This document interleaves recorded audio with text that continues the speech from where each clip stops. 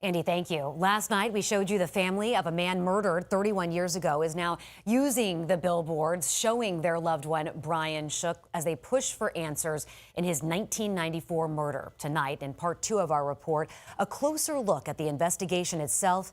10 Tampa Bay News reporter Kristen Barbarisi explains how new technology is helping detectives re-examine the case and find Schuch's killer.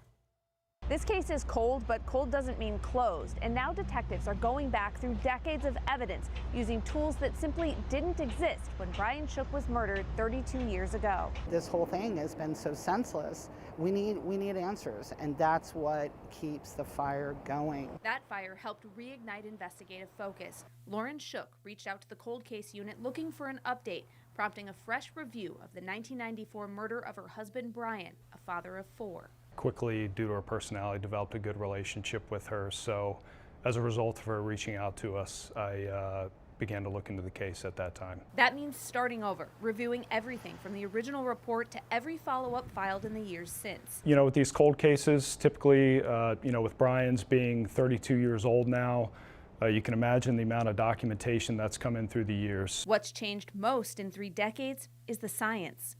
We've gotten to a point where something as small as epithelial cells from somebody touching something can assist in identifying somebody that was present at a crime scene. Detectives say advances in DNA testing, including genetic genealogy, allow them to revisit evidence that may not have produced answers years ago.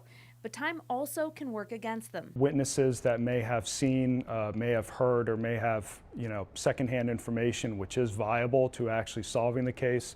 As time goes on, people pass away, people's memories fade, medical conditions happen. Even so, Detective Smith is hopeful. One day, there will be justice.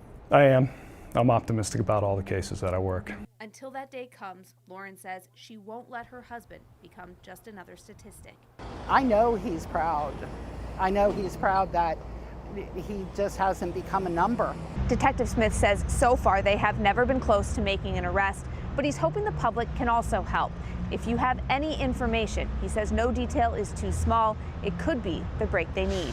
Reporting in Tampa, Kristen Barbarisi, 10 Tampa Bay News. And right now, Tampa police has close to 500 cold case homicides. Some of those date back to the late 1930s.